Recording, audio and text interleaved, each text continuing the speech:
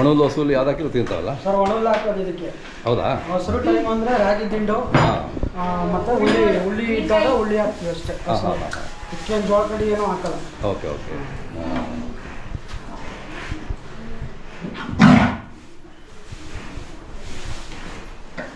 ವಾರಕ್ಕೆ ಎಷ್ಟು ಬರುತ್ತೆ ಹಸುಗಳು? ವಾರಕ್ಕೆ ಒಂದೊಂದು ದಿನ ಡೈಲಿ 2-3 ಇದ್ದೇ ಇರ್ತವೆ. ಒಂದೊಂದ್ಸತಿ ಒಂದೊಂದ್ಸತಿ ಇರೋದಿಲ್ಲ. ವಾರಕ್ಕೆ ಒಂದು 4-5 ಹಂಗೆ ಬರ್ತವೆ. ಒಂದೊಂದು ವಾರ 10-15 ಹಿಂಗೆ ಬಂದ್ಬಿಡ್ತವೆ. ಆ ಥರ ಒಂದೊಂದು ವಾರ ಇರೋದೇ ಇಲ್ಲ ಇರ್ತವೆ. ದನ ಯಾರು ಮಡಗಿದ್ದಾರೆ ಸರ್ ಈ ಸಿಟಿಲಿ ಇವಾಗ? ಅಲ್ಲ, ಈಗ ಹುಡ್ಕೋ ಬರ್ತಾರೆ. ಈಗ ನಿಮ್ಗೆ ಓರಿ ಬೇಕು ಬರ್ತಾರೆ, ಹುಡ್ಕೊಂಡು ಬರ್ತಾರೆ. ಹೌದೌದು. ಇಲ್ಲಿ ಅಕ್ಕಪಕ್ಕ ಹಳ್ಳಿಗಳಲ್ಲಿ ದನ ಕಮ್ಮಿ ಆಗೋದು. ಅದೇ ಎಲ್ಲ ಸೀಮೆಸಿನ ಕಡೆ ಹೋಗ್ಬಿಟ್ಟು ರಾಮನಗರದಲ್ಲೇ ಕಡಿಮೆ ಆಗ್ಬಿಟ್ರೆ ಹಳ್ಳಿ ಕಾರು ಮತ್ತೆ ಹೆಂಗೆ ಮುಂದೆ? ಅದೊಂದು ದೊಡ್ಡ ಕಾರ್ ಇಟ್ಕೊಂಡ್ಬಿಡೋಣ.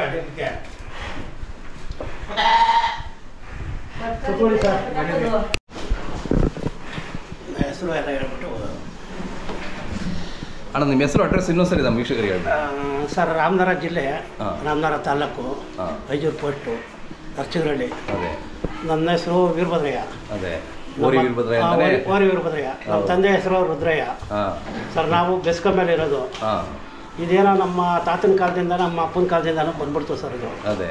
ನಮ್ಮ ತಾತವರು ಎತ್ತು ದನ ಅಂತ ಸಾಕೊಂಡಿದ್ರು, ಆಡು ಕುರಿ ಅಂತ. ನಮ್ಮ ತಂದೆಯವ್ರಿಗೆ ಕಲೆ ಎತ್ಕೊಂಡ್ಬಿಡ್ತು ಬೀಜದೋರಿ ಮಾಡಬೇಕು ಅಂತ.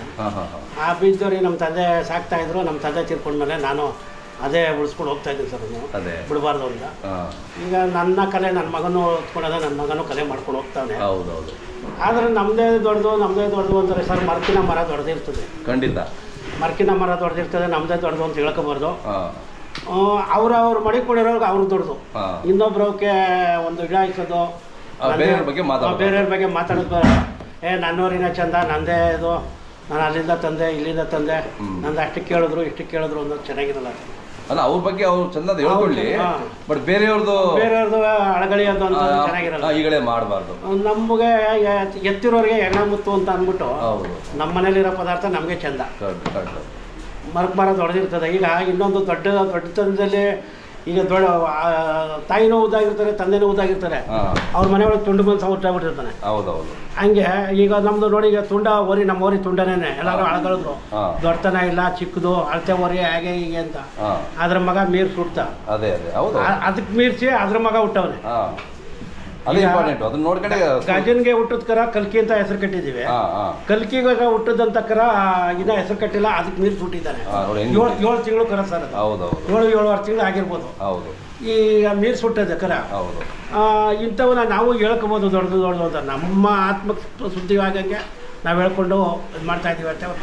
ನಾವು ಇನ್ನೊಬ್ಬರ ಅಳಗಳೆಯಕ್ಕೆ ಹೋಗಲ್ಲ. ಏನ ಬಸಪ್ಪ ಎಲ್ಲರ ಮನೇಲೂ ಒಂದೇ, ಎಲ್ಲರ ಮನೇಲೂ ಬೆಳಿಬೇಕು, ಎಲ್ಲರ ಮನೇಲೂ ಬಡವನ ಮನೇಲಿ ಇರೋದು ಅಷ್ಟೇ, ಬಲಗನ ಮನೇಲಿ ಇರೋದು ಅಷ್ಟೇ. ಬಸವಾಡ ಅಂತಾನೆ ಹೆಸರು ಇರೋದು. ಅದು 10 ಲಕ್ಷ ಮಡಿಗೆ ಕೊಟ್ಟಂದ್ರು ಬಸಪ್ಪನೇ, ಅದು 5 ಲಕ್ಷ ಕೊಟ್ಟಂದ್ರು ಬಸಪ್ಪನೇ. ಆದರೆ ಈ ಬಸಪ್ಪನ್ನ ಸುಮ್ಮನೆ ಪಳ್ ಮಾಡೋದು ಚೆನ್ನಾಗಿರಲ್ಲ. ಅವರು ಏನೋ ಮಾನ್ಕುದ್ದಿಯಾಗ ಅವ್ರು ಮಾಡಿಕೊಂಡವ್ರೆ, ಅವನ ಏನೋ ಮಾಡ್ಕೊಂಡು ಹೋಗ್ಬಿಡ್ತಾರೆ.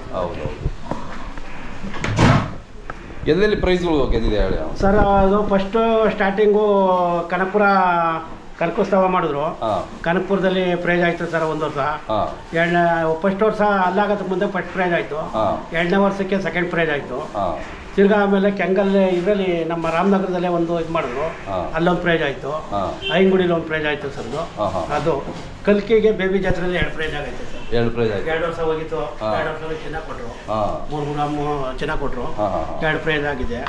ಈ ಸತಿ ಬೇರೆ ಊರಿಗೆ ಹಾಕೊಂಡೋಗಿದೆ ಸರ್ ಬೇಬಿ ಜಾತ್ರೆಯಲ್ಲಿ. ಈ ಸತಿ ಪ್ರೈಸ್ ಆಯಿತು, ಅದು ಊರಿಗೆ ಕೊಟ್ಬಿಟ್ಟು ಸರ್. ಅದು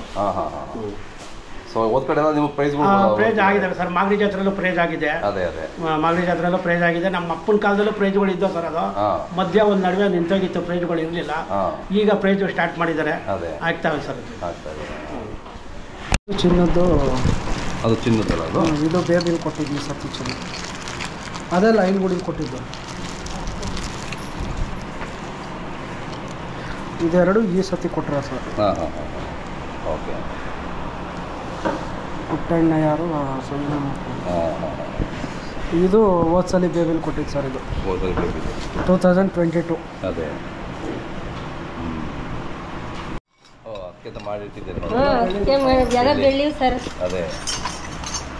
ಬೇಕಲ್ಲ ಮೆರವಣಿಗೆ ಮಾಡ್ಬೇಕಾದ್ರೆ ಮೆರವಣಿಗೆ ಮಾಡ್ಬೇಕಾದ್ರೆ ಬೇಕಲ್ಲ ಸರ್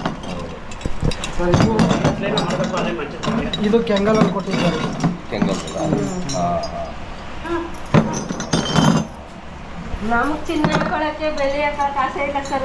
ನಾವು ಬಸವಣ್ಣಂಗಾಗಿ ಮಾಡಬೇಕು. ನಿಮಗಿಲ್ಲ ಅಂದ್ರೆ ಪರವಾಗಿಲ್ಲ, ಬಸವಣ್ಣ ಬೇಕು ನೋಡಿ ಹೆಂಗಂತ ಮಾತು ಹೇಳ್ತೀರಾ. ನಮ್ಗೆ ಬೇಡ ಸರ್, ನಮ್ಮ ಬಸಪ್ಪನ ಮೆರಿಬೇಕು ಅಷ್ಟೇ.